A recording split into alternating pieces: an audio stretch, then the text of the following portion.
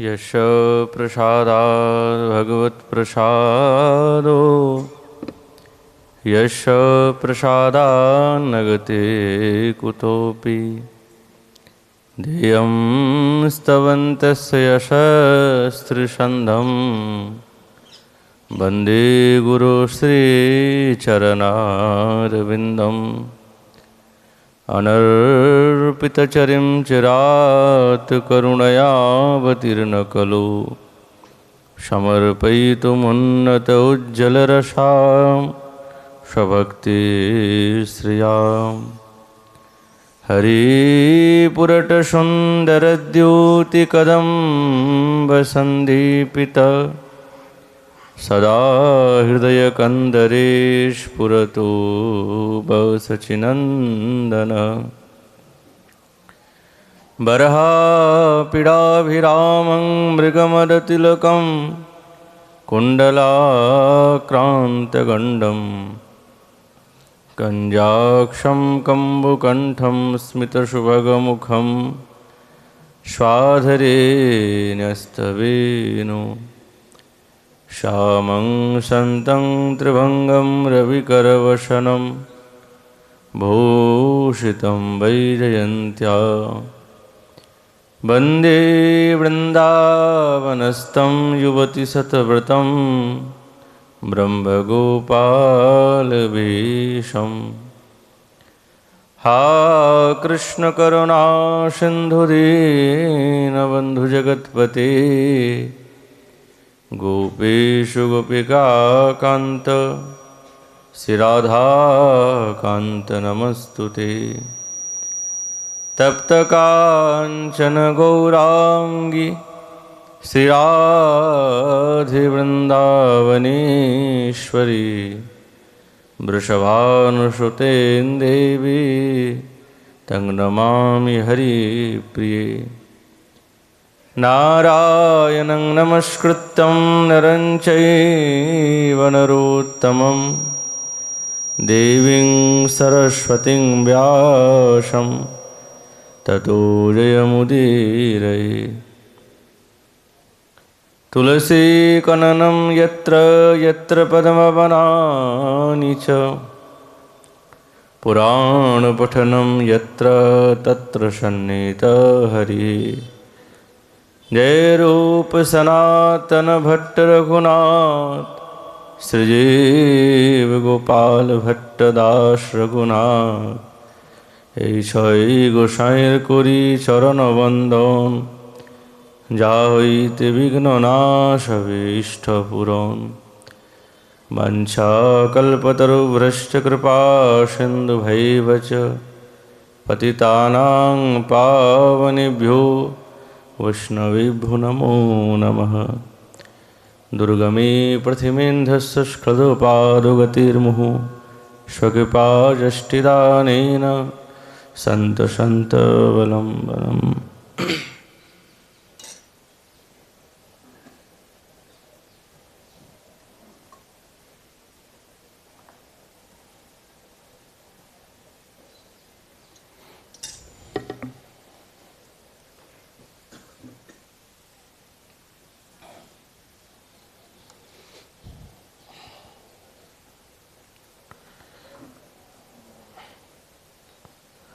ओम नमो भगवते वासुदेवाय। अथ श्री श्रीमद्भागवत महापुराणं श्रीवेणुगीतं तद्वर्णयतो मारब्धा स्मरन्त कृष्णचेष्टितं नाशकं स्मरवेगेन विक्षिप्तमनसो नृप। कलिजुग पावन अवतार नद्या बिहारी लाल श्री कृष्ण चैतन्य महाप्रभु अपार कारुण्ये সেই দিব্য বেণুগীত প্রসঙ্গে আমাদের আচার্যচরণ श्री सुखदेव महाराज परीक्षित महाराज के दिव्य से रथेर उच्छ्वास বর্ণনা প্রসঙ্গে সমস্ত ব্রজবালাগণের গোবিন্দের সেই বেণুগান শ্রবণ করে তাদের যে দশা, সেই দশা বর্ণন প্রসঙ্গে বলছেন তারা সবসময় গোবিন্দের দিব্য রূপামৃত আস্বাদনে মত্ত আছেন। যেহেতু আমরা সকলেই জানি তারা সকলেই কুলবালা এবং লজ্জাবতী, অনেক বাধা, অনেক বিপত্তি, কিন্তু আজ তাদের মন আকৃষ্ট এমনভাবে করেছে নিজের মনের কথা নিজের অন্তরঙ্গা সখীর কাছে ব্যক্ত করছেন। চায় না, লজ্জা বাধা দেয়,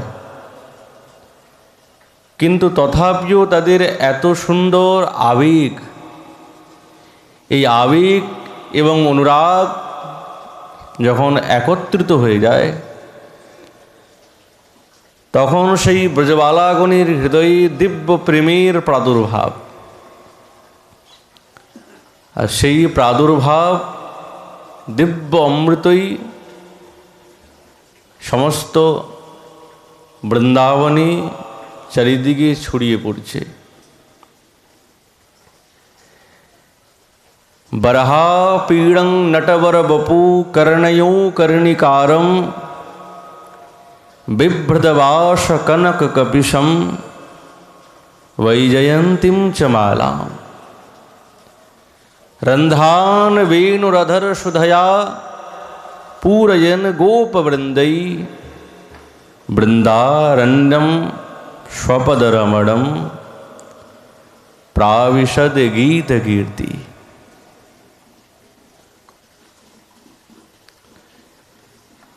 সখীগণ বলছেন, জানিস বরহা পীড়ম নটবর বপু নটানাং বরহ শ্রেষ্ঠ। অনেক নট আছে, কিন্তু যেই নটের কথা ব্যক্ত করছেন তিনি হচ্ছেন নটানাং বরহ শ্রেষ্ঠ। এত সুন্দর নট নাই। কর্ণয়ো কর্ণিকারম, কানের মধ্যে কর্ণিকা পুষ্প দোদুল্যমান হচ্ছে মন্দ মন্দ বায়ু। বিভ্রদবাস কনক কপিশম বৈজয়ন্তীম চ মালাম, যার মালা বৈজয়ন্তী, এবং সেই মোহন মুরলী ধ্বনি, সেই মোহন মুরলী যার নিত্য নিরন্তর অধর সুধা পানে মত্ত,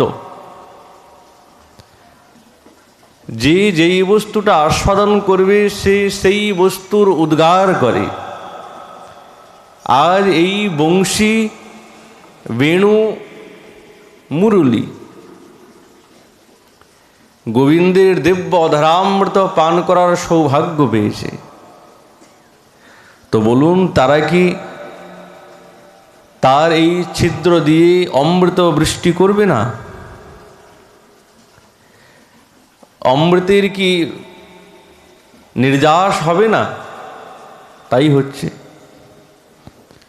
वेणु रधर सुधया पूरयन गोप वृंदै बृंदारण्यम स्वपद रमणम प्राविशद गीत कीर्ति। গোবিন্দ ব্রজের মধ্যে কোনোদিন পাদুকা গ্রহণ করেন নাই। স্বপদ রমণম, তিনি অমনি এই বনবিথিকাতে বিহার করছেন। প্রাবিশদ গীত কীর্তি। আর কি তাদের দিব্য গান! এই গানের মধ্যেই লুকিয়ে আছে দিব্য প্রেম, আর সেই প্রেমই প্রকাশ করছেন আমাদের আচার্যগণ। কেননা সমস্ত লীলার বিস্তার গোবিন্দ তো একলাই সব কিছু করতে পারবেন না, তিনি তো সমর্থ না। হতেই পারেন তিনি নটবর, হতেই পারেন তিনি অখিল রসামৃত মূর্তি, হ্যাঁ,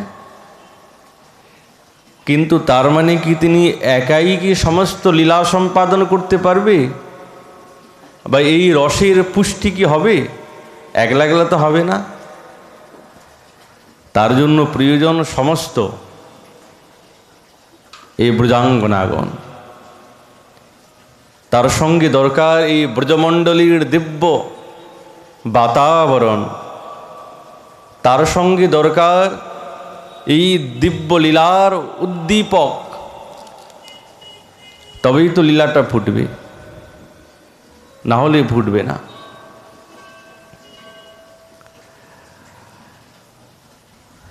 ওই জন্য আমাদের আচার্যচরণ বলছেন,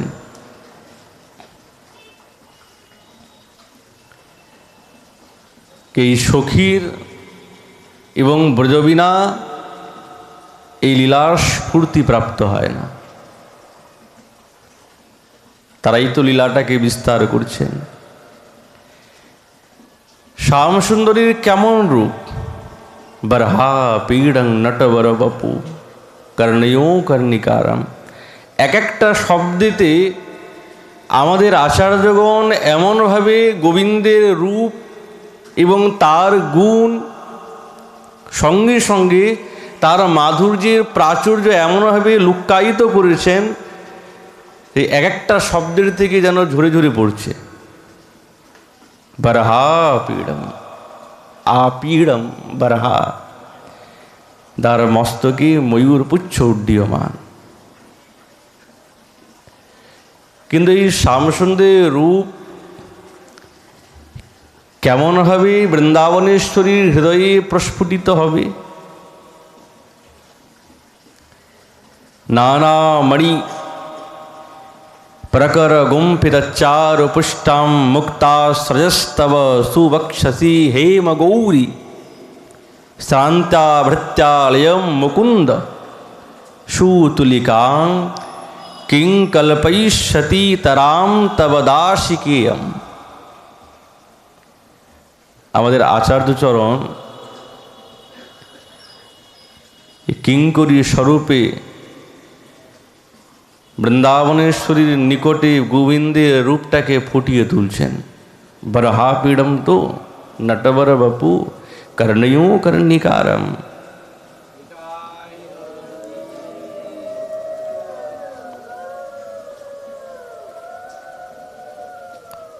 সেই রূপটাকে ফুটিয়ে তুলছেন। কেন? কিঙ্কিনী কিঙ্করী ছাড়া তো এই রূপটা ফোটাতে পারে না, যেহেতু ওনার সেবা কুঞ্জ মধ্যে। বলছে রাই, হে হে মা গৌরী, সম্বোধন করছেন, হে মা গৌরী তপ্ত কাঞ্চন গৌরাঙ্গী। দার অঙ্গীর কান্তি হচ্ছেন তপ্ত কাঞ্চন গৌরাঙ্গী, গৌরবর্ণের যার অঙ্গ কান্তি, এমন বিশিষ্টা হেম গৌরী। হে হেম গৌরী, আমি তো তোমার সেবিকা, তোমার হৃদয়ে নানা মণিমুক্তার দ্বারায় গুম্ফিত করা হয়েছে এই দিব্যমালা। এই মালা কি পরাবো তোমাকে? সুন্দর বক্ষস্থল। মনে মনে ভাবছেন এই মালা যে নানা মণি মুক্তার দ্বারায়, তার মধ্যে নীলমণির প্রাচুর্য বেশি আছে, নীলমণিটা একটু বেশি আছে। এমনি তো অনেক মণি হয়, এক মণির দ্বারায় তো মালা তৈরি হয় না, অনেক রকমের মণি থাকে, কিন্তু নীলমণির প্রাচুর্য আজ এই কিঙ্করী তিনি ভালোভাবে গুম্ফিত করেছে, গেঁথেছেন। আর মনে মনে ভেবেছেন এই মালাটি পরাতে হবে বৃন্দাবনেশ্বরীর গলদেশে, পদকটা বক্ষে এসে ঠেকবে। আর মালাটা পরিয়েছেন, পুরিয়ে বলছেন সুন্দর সুন্দর, বাহ কি সুন্দর, কি শোভা। আমরা পূর্ব বলেছি, আচার্যগণ বলেছেন একটা শব্দের দ্বারায় দেহলি প্রদীপের নয়, দুইটা অর্থ প্রকাশ পায়। এই সুন্দর সুন্দর বলতে বলতে এক তো ওই মালাকে সুন্দর বলছেন, আর দ্বিতীয়ত সাক্ষাৎ শ্যাম সুন্দরকে সুন্দর বলছেন। ওই জন্য এখন বলছেন সুন্দর সুন্দর, একদিকে মালা, বাহ কি সুন্দর, আর দেখে বলছেন এই নীলমণিটা তো, এই নীলমণির যে কান্তি, সেই কান্তি সাক্ষাৎ বৃন্দাবনেশ্বরে আছে, গোবিন্দেতে। যেমন সুন্দর সুন্দর, দুইটা সুন্দর বললেন। আর সুন্দর সুন্দর কথা, মিষ্টি মিষ্টি কথার দ্বারায় বৃন্দাবনেশ্বরীর মনটাকে আরও বেশি গোবিন্দের প্রতি মুগ্ধ করাচ্ছেন। ভালো ভালো কথা বলছেন, খুব সুন্দর। মুক্তামালাটা খুবই সুন্দর, নিজেই গেঁথেছেন, কিঙ্করী নিজে গেঁথেছে, খুব সোহাগ, খুব প্রেমের সঙ্গে। তার মধ্যে সমস্ত সেবার এবং মাধুর্য, এই সেবাতেও কিন্তু মাধুর্য আছে, সেবা অনেক প্রকারের আছে, কিন্তু কিঙ্করী যে সেবার বিন্যাস করছেন তার মধ্যে মাধুর্যটা খুব বেশি আছে। ওই জন্যে তিনি নিজের সম্পূর্ণ মাধুর্য নির্যাস সমর্পণ করে, সেবা সমর্পণ করে কি করে সুখী হবে। যেরকম বৃন্দাবনেশ্বরী আত্মেন্দ্রিয় প্রীতিবাঞ্ছা শূন্য, সেরকম তার কিঙ্করীগণ, তারাও কিন্তু নিজের ইচ্ছা না, তাদের একটাই ইচ্ছা, আর একটাই ইচ্ছাতে প্রাচুর্য, প্রচুরতা, সেটা হচ্ছে কি রাধা গোবিন্দের প্রেম সেবা। আজ কিঙ্করী সুন্দরভাবে নিজের প্রেমের সঙ্গে সেই মালাটা তৈরি করেছে, আর সেই মালার দ্বারায়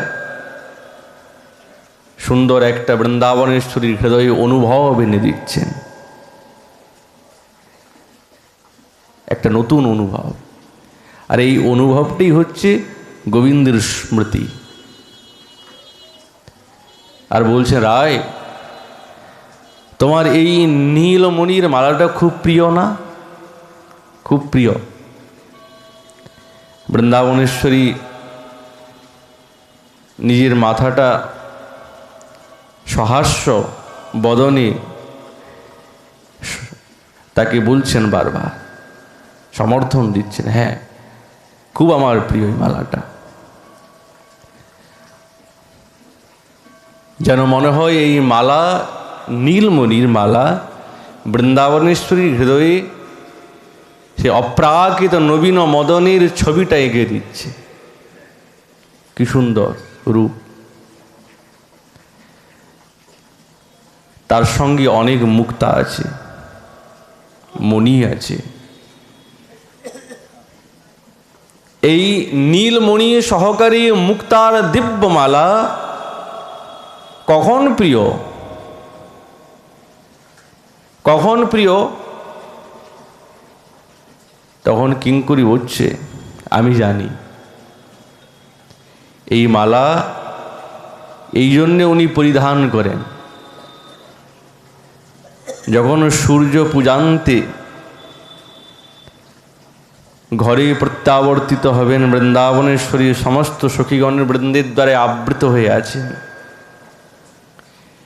অনেক গুরুজন আছেন, তাদের সামনে কি সেই অপ্রাকৃত মদন গোবিন্দের রূপ দেখতে পারেন? লজ্জা, দ্বিতীয়ত ভয়, কিনা কি বলে ফেলবে, ওই জন্য অনেক সাবধান, অনেক ভয়, অনেক বাধা, পথে পথে প্রতি ক্ষণে ক্ষণে বাধা। এই প্রেমের এত বাধক বলেই তো আমাদের বৃন্দাবনেশ্বরীর দিব্য প্রেম এত উন্মাদনা।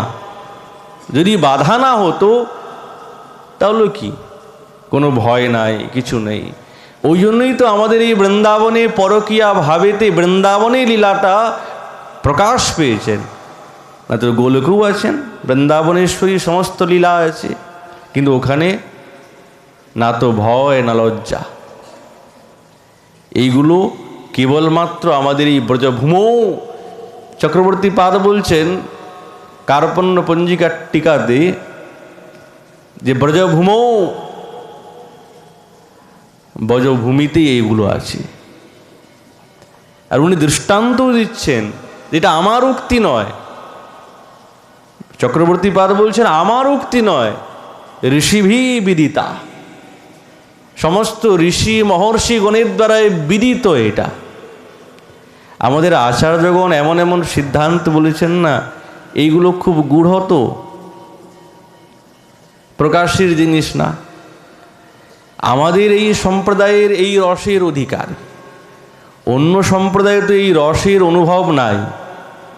যতক্ষণ আমাদের রূপানুগ ধারাতে কেউ না আসবে, তো এই রস সে আস্বাদন করতে পারে না, সম্ভবপর হয় না। কেন? সমস্ত সিদ্ধান্ত তারা দেখে গেছেন। ওই জন্য জানেন, যদি কেউ কিছু বলে, তাই জন্য তিনি বলছেন মুনিভি বিদিতা, মুনিগণের দ্বারাই এটা বিদিত। বলদেব বিদ্যাভূষণ পাদও বললেন মুনিগণের দ্বারাই বিদিত। তাহলে ঋষি মুনি না হচ্ছেন আর্য, আপ্তবাক্য, শক্তিগ্রহণ, এরকম আমাদের আছে 8 বা 10 প্রকারের শক্তিগ্রহণ আছে ন্যায়শাস্ত্রে। তো এই শক্তিগ্রহণগুলো হচ্ছেন আপ্তবাক্য, প্রাচীন থেকে চলে আসছে। তাহলে ঋষি মুনির বাক্য তো আর মিথ্যা না, তারা তো অনেক আগে, এই যুগে নয়, যুগ যুগান্তে তারা বর্ণনা করেছেন। আর সেইগুলোকে চয়ন করে করে আমাদের আচার্যগণ বললেন ব্রজভূমৌ ঋষি মুনিভি বিদিতা, এই লীলা। তাহলে এর দ্বারায় তাদের লজ্জা, ভয়, কি জানি কি দেখে ফেলবে, কি না কি হবে। কিন্তু গোবিন্দকে দর্শন তো করবেন, সম্মুখে সাক্ষাৎ বটুবেশধারী সেই অখিল রসামৃত মূর্তি গোবিন্দ এসেছেন। তো লালসাটা আর থাকা যাচ্ছে না, লোভটা খুব বেশি বেড়ে গেল বৃন্দাবনেশ্বরী। তখন কি করবেন, কি করে দেখবেন ওনাকে? দেখাও যাচ্ছে না, যেহেতু কুলবালা। সঙ্গে সঙ্গে উনি কী করলেন, ছলে বলে নিজের উত্তরী, নিজের আঁচলটাকে যেন মনে হয় খসে পড়ছে, তো সেটাকে আবার উঠানোর ছলে ওই মালাটা ধরে টান মেরে দিলেন, আর ও মালাটা ছিঁড়ে গেল। আর যখনই ছিঁড়ে গেছে, মুক্তাগুলো নিচে সব পড়ে গেল। মুখটা যখন নিচে পড়েছে না, তখন মুখটা গুঁড়ো গুঁড়োতে হবে, এত দামি। বটুবেশধারী অখিল রসামৃত মূর্তি, ওই মুক্তার মধ্যে গোবিন্দের প্রতিবিম্ব এসে পড়েছে। এত মুক্তা নিচে পড়ে আছে। তো এইদিকে গুরুজনের সামনে তাদের মর্যাদাকেও রক্ষা করছেন। কেন? গুরুজনের সামনে তো মাথা উঁচু করে কারোর সঙ্গে কথা বলতে নেই, তাকাতে নাই। তো গুরুজন আছেন, আরও কতজন আছেন, অধবদন্ত হলো। এবং ওই মুক্তার মধ্যে এতগুলো মুক্তা পড়েছে, আর সাক্ষাৎ বটুবেশধারী অখিল রসামৃত মূর্তি সেই গোবিন্দের দিব্য বরাহা পীড়ং নটবর বপু কর্ণয়োকারম, সেই দিব্য মোহন মূর্তির ছবিটা পড়েছে। আর এক একটা করে মুক্তা উঠাচ্ছেন, আর দিব্য সেই গোবিন্দের রূপামৃত রস পান করছেন। শাম যখন গোষ্ঠ থেকে গোষ্ঠে যাচ্ছেন, এমন সময় তখন দর্শন করছেন। তাহলে এই মালা কিঙ্করি যে পরিয়ে দিল, এই পরানোর উদ্দেশ্য কি? এই উদ্দেশ্য হচ্ছে যে শ্যাম দর্শন, শ্যাম সুন্দরীর দর্শন পাবেন। আর ঠাকুরানী তাই দেখুন সেইটা কেমন চাতুরীর সঙ্গে তিনি সব কিছু একেবারে সমতা রেখে গোবিন্দের দর্শন করে দিব্য আনন্দ পেলেন। মধুময় দিব্য লীলার স্মৃতি রসে সাক্ষাৎ বৃন্দাবনেশ্বরীর এই চিত্তকে, এই হৃদয়কে ডুবিয়ে দিলেন।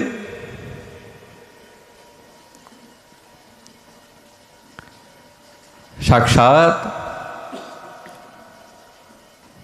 মিষ্টি মিষ্টি মধুর বাণীতে শ্যামসুন্দরীর কথা বলে ওই কিঙ্কিরি বৃন্দাবনেশ্বরীর হৃদয়ে সেই ভাবটাকে জাগিয়ে দিচ্ছেন। এই মালা আর কিছু নয়, কেবল শ্যামসুন্দরের উদ্দীপক। গোবিন্দকে ফুটিয়ে তুললেন। এই নানা মণির দ্বারায় যুক্ত খচিত মালা কেবলমাত্র পুষ্ট, লীলার পুষ্ট, লীলাটাকে পুষ্ট করে দিল। বৃন্দাবনেশ্বরী দর্শন করলেন। তাহলে এই দিব্য মণিময় মুক্তাময় মালাতে কি লুকিয়ে আছে? বৃন্দাবনেশ্বরীর গোবিন্দের প্রতি যে অসমর্থ প্রেম, সেই প্রেম লুকিয়ে আছে। সেই প্রেমটাই প্রকাশ পাচ্ছে। কখনো বা তিনি স্বপ্নে দেখেছেন, কিন্তু বৃন্দাবনেশ্বরীর সেই স্বপ্নটা বুঝি হয় সত্যই। আমাদের আচার্যচরণ পূর্ব রাগ দশাতে বলছেন, রায় যে স্বপ্নও দেখেন না, ওটাও সত্য। তিনি হচ্ছেন প্রেমবতী। সখীকে বলছে, তিনি তো বরহা পীড়ং নটবর বপু কর্ণিও কর্ণিকারম বয়ুরপুচ্ছ উড্ডীয়মান। কি দিব্য বেশ! সখীকে বলছে, মনির মরম কথা তোমারে কহিয়ে যথা, শুনো শুনো পরাণীর সই। স্বপনে দেখিনু রে, যাকে আমি স্বপ্নে দেখেছি, শ্যাম বরণ দে, তাহা বিনা আর কারু নই। শুনো শুনো মরমের সই। রজনী শাওন ঘন, ঘন দেয়া গরজন, রিমিঝিমি শবদ বরিষে। পালঙ্কে শয়ান রঙ্গে, বিগলিত চির অঙ্গে, নিন্দ যাই মনের হরিষে। শুনো শুনো পরাণীর সই, মনের মরম কথা।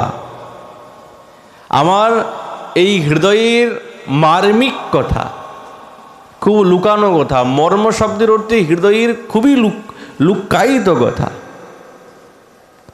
তোমাকেই বলি, শোনো। নিজের প্রাণসখীকে বলছেন। শিখরে শিখণ্ড রোল, মত্ত দা দুরি বোল, কোকিল কুহুয়ে কুতূহলে। ঝিঞ্ঝা ঝিনিকি বাজে, ডাহুকি সে ঘন ডাকে, স্বপন দেখিল হেন কালী। সাক্ষাৎ রায় পূর্বরাগ দশাতে গোবিন্দকে স্বপ্নেতে দেখেছেন।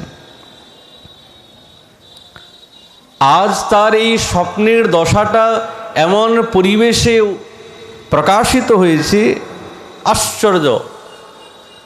ঝিঞ্ঝা ঝিনিকি বাজে, ডাহুকি সে ঘন গাজে। শব্দ করছে ডাহুকি। স্বপন দেখিল হেন কালে।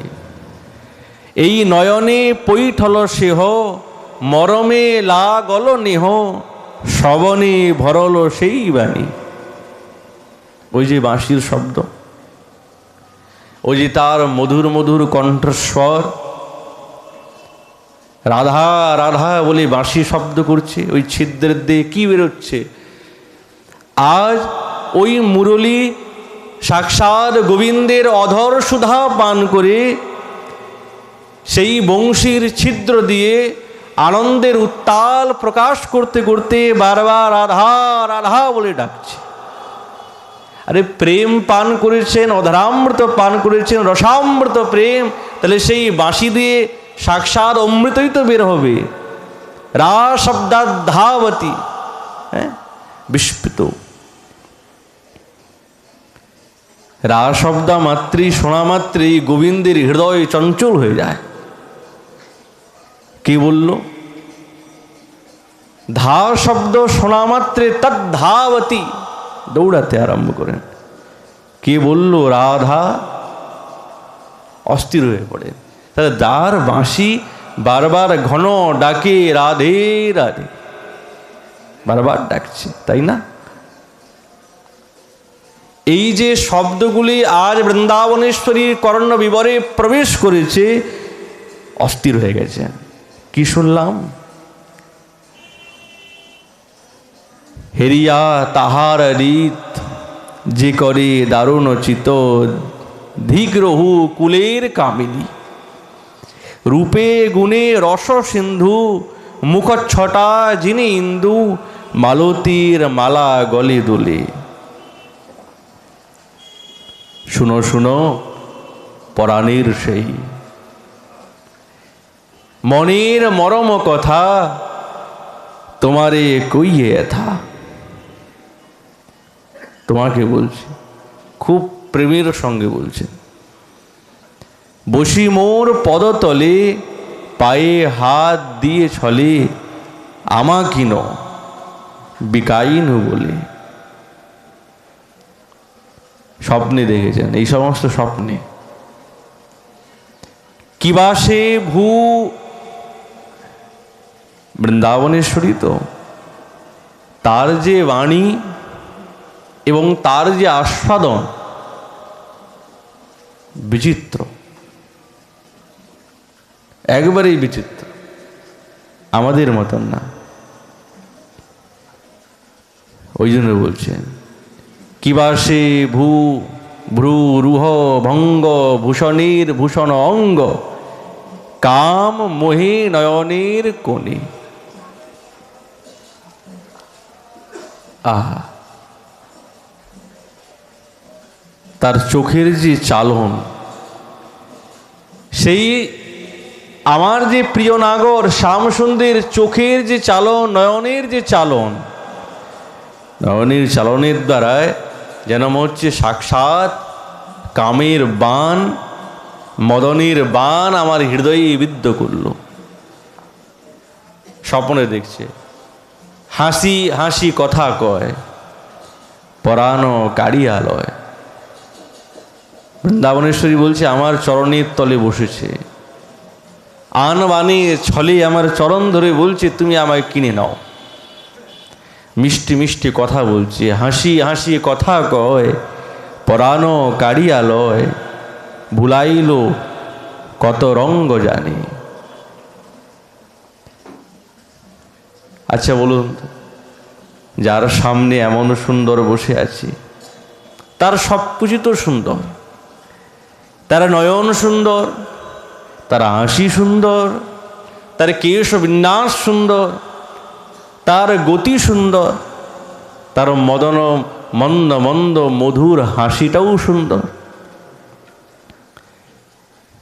যার দন্ত পাংক্তি ঠিক যেন কুন্দ পুষ্পকেও পরাজিত করে দেবে এমন, তার মন্দ মন্দ হাসির দ্বারায়, মন্দ মন্দ বাচনির দ্বারায় তব কথামৃতম তপ্ত জীবনম, তব কথামৃতম, এই কথাটি তো অমৃত। কার? না গোবিন্দের। এই কর্ণবিবরে যখন এই অমৃত কথা প্রবেশ করেছে, তখনই রায় বলছেন স্বপ্নে হাসি হাসি কথা কয়, সখী পরাণ কাড়িয়া লয়, ভুলাইতে কত রঙ্গ জানে, কত রং ঢং জানে।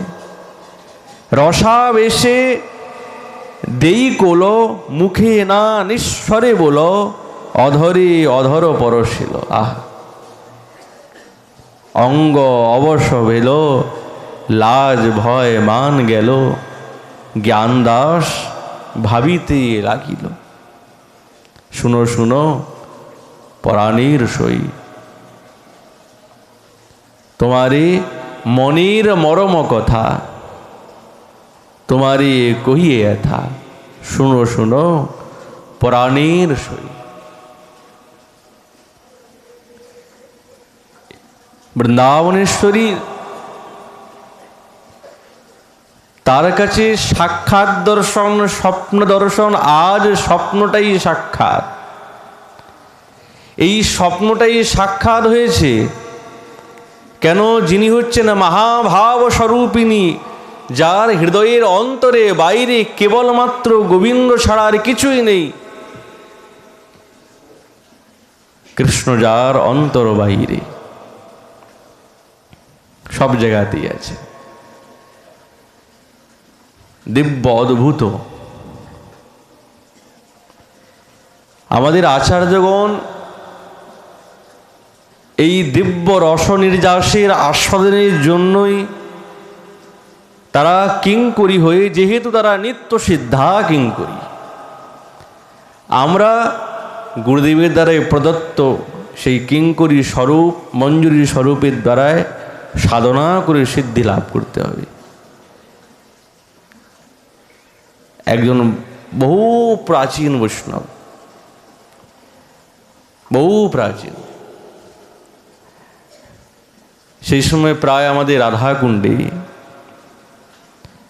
পরম সিদ্ধ পুরুষ জগদানন্দ দাস বাবাজি মহারাজ থাকতেন, গোবর্ধনীর সিদ্ধ হওয়ার সময়।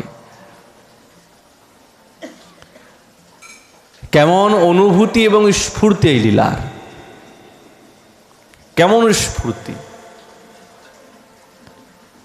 যতক্ষণ উনি বারবার বলতেন, ওনার কাছে অনেক সাধকরা আসতেন। সেই সময় তো প্রাচীনে বড় বড় সাধু বৈষ্ণবগণ থাকতেন, প্রায় সকলেই সিদ্ধ। সেই সময়ে সকলেই প্রায় সিদ্ধ। সিদ্ধ বলরাম দাস বাবাজি মহারাজ, সিদ্ধ নিত্যানন্দ দাস বাবাজি মহারাজ, সিদ্ধ চৈতন্য দাস বাবাজি মহারাজ, সিদ্ধ জগদীশ চন্দ্র দাস বাবাজি মহারাজ, সব সিদ্ধ। সিদ্ধ মনোহর দাস বাবাজি মহারাজ, সবই সিদ্ধ।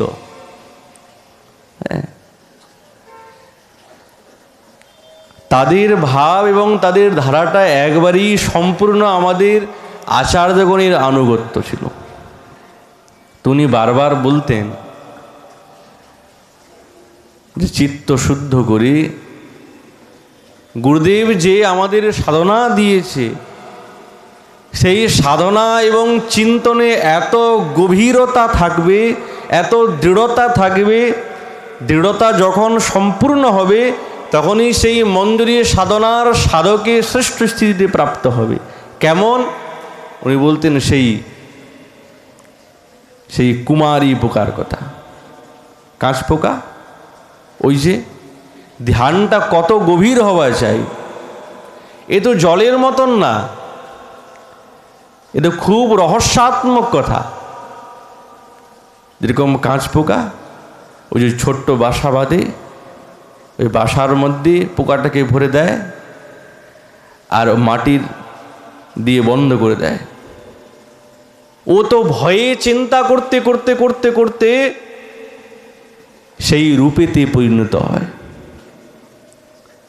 কেউ যদি বলে মহারাজ ওই ভিতরে ওই পোকাটা ডিম পেড়ে এসেছে, আর ওই পোকাটাকে রেখে বন্ধ করে দিয়েছে, ডিমটা ফুটে তারই ডিম তো সেই পোকা হবে। আমাদের আচার্যগণ যখন এই সিদ্ধান্ত বলছেন, সাক্ষাৎ ভাগবত যখন বলছে, ভাগবতের দৃষ্টি মহারাজ আমাদের দৃষ্টির থেকে অনেক দূরে। বৈজ্ঞানিক দৃষ্টি ওখানে পৌঁছাতে পারে না। বৈজ্ঞানিক দৃষ্টি এই ব্রহ্মাণ্ডের একটা সীমিত আছে, কিন্তু শ্রীমদ্ ভাগবতামৃতের দৃষ্টি অনেক দূর, সাক্ষাৎ ভগবানের শ্রীচরণ প্রান্ত পর্যন্ত দৃষ্টি। তো উনাদের দৃষ্টিতে কি ভুল?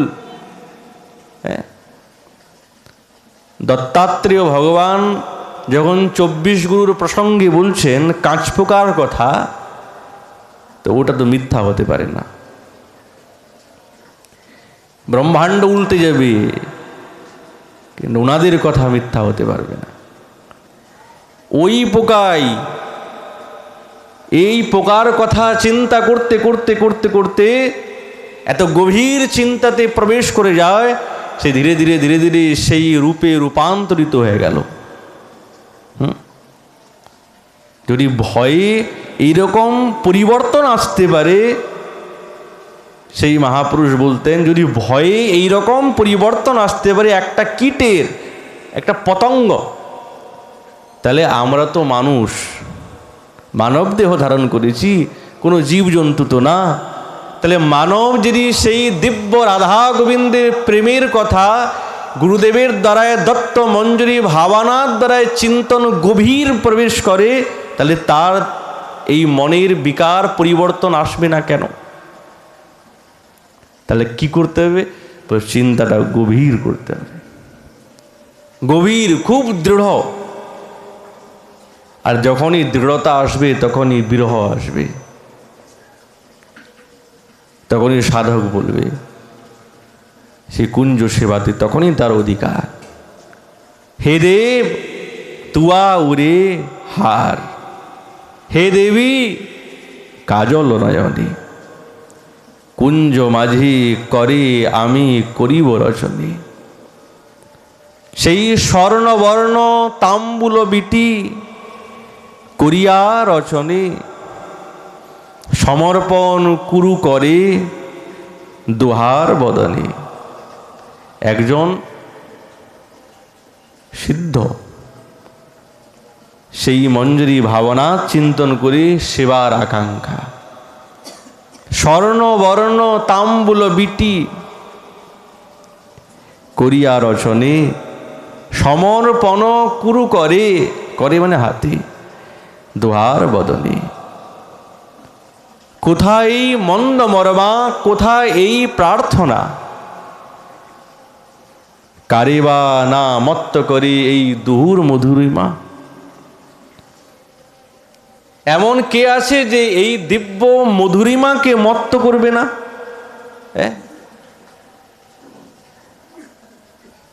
এমন কেউ নাই। বড় বড় ঋষি মহর্ষি সাক্ষাৎ ব্রহ্মা পর্যন্ত অভিভূত হয়ে গেছে। সুখদেব মহারাজ ব্রহ্মজ্ঞানী, পরমহংস ইত্যাদি মহাপুরুষগণ, সাক্ষাৎ শঙ্কর ভগবান এই রাধা গোবিন্দের দিব্য মধুরিমাতে মত্ত হয়ে গেছে, নিরন্তর আস্বাদন করে। ওই জন্য বলছেন কারি বানা মত্ত করি দুহু মধুরিমা। এই জন্তু যে কৃপা লবে বসে এই বৃন্দাবনে, সেই কৃপা কুরু মোরে অভীষ্ট পুরাণে। হা হা বৃন্দাবনেশ্বরী, হা গোবিন্দ, কৃপা করে তুমি আমাকে এই দিব্য সেবার অধিকার দাও। আমার দ্বারাই কি সেই দিব্য সেবা প্রাপ্ত করতে পারবো? হে দেব তুয়া উরে হার, হে দেবী কাজল নয়নে, কুঞ্জ মাঝ করি আমি করিব রচনে। একজন গোবিন্দের শ্রী অঙ্গে হার পরাতে চান, সাধক, এটি আকাঙ্ক্ষা। আর একজন বলছেন তোমার নয়নে কাজল পরাবো কুঞ্জ মাঝে। কতটা আন্তরিক কথা, কতটা গভীরের কথা। এই দিব্য রস আর কোথাও নাই, কেবলমাত্র রাধা গোবিন্দের মধুরিমাতে আছে। কিন্তু মহারাজ চিত্ত তো শুদ্ধ না, মন তো লাগতে চায় না। আমাদের মন বড্ড চঞ্চল, কি করে লাগবে?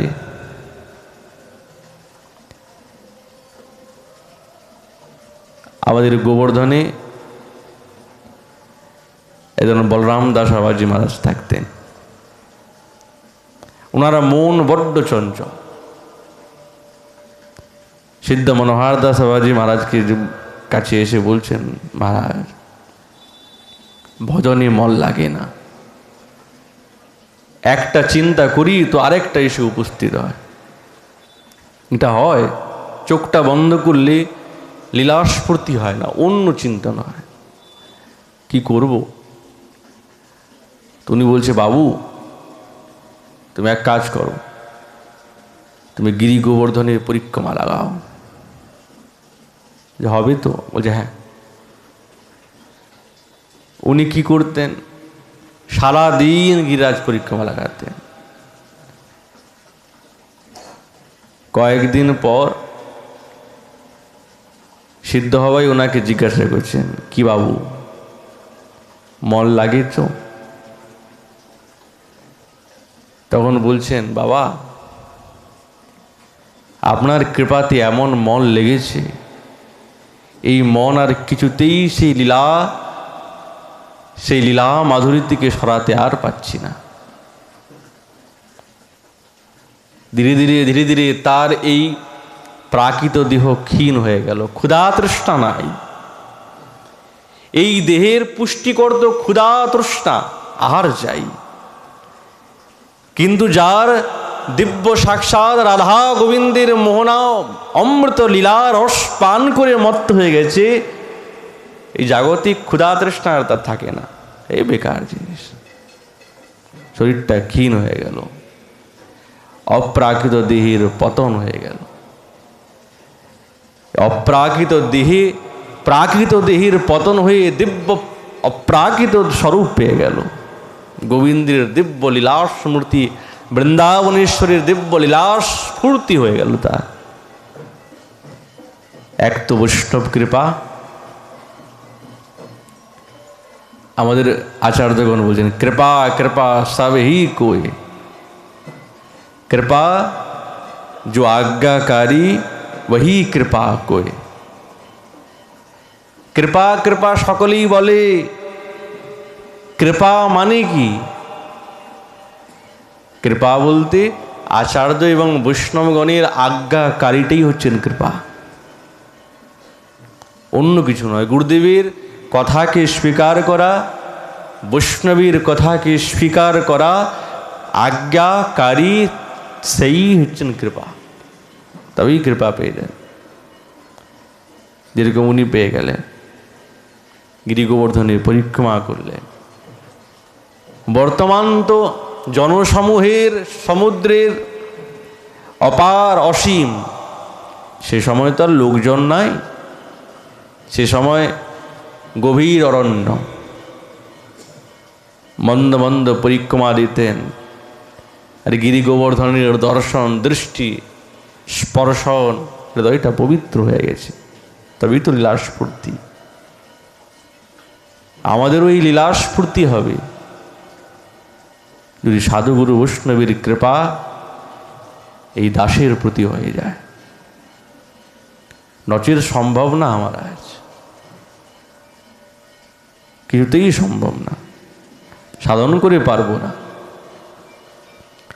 এক তো সেই শক্তি নাই, দ্বিতীয়ত মনের চঞ্চলতা, আর তৃতীয়ত আয়ু কম। এই সব কিছু তখন সম্ভব হবে যখন কোনো সদ বৈষ্ণব সদ্গুরুদেবের কৃপা সঞ্চার হবে। যেরকম বৃক্ষটা শুকিয়ে গেছে, তো কয়েকদিন জল ঢালতে ঢালতে ঢালতে ঢালতে আবার শাখা পল্লব গজিয়ে যাবে। আমাদের এই সংসারেতে মত্ত হয়ে মজে আমাদের সমস্ত ইন্দ্রিয়গুলি শুকিয়ে গেছে, শুষ্ক হয়ে গেছে। সাধুগুরু বৈষ্ণবের কৃপা বাড়ির দ্বারায় এই শুষ্ক ইন্দ্রিয়গুলি মহারাজ আবার দেদীপ্যমান হবে। তবেই তো স্মৃতি হৃদয়ে জাগবে। গুরু বৈষ্ণবের কৃপা আমরাও চাই। এই বলে আমাদের ভাগবতী কথা এখানেই বিশ্রাম। মহাপ্রভুর কৃপায় আগামীকাল আবার এই বিষয়ে আলোচনা হবে। তাই গৌর হরি।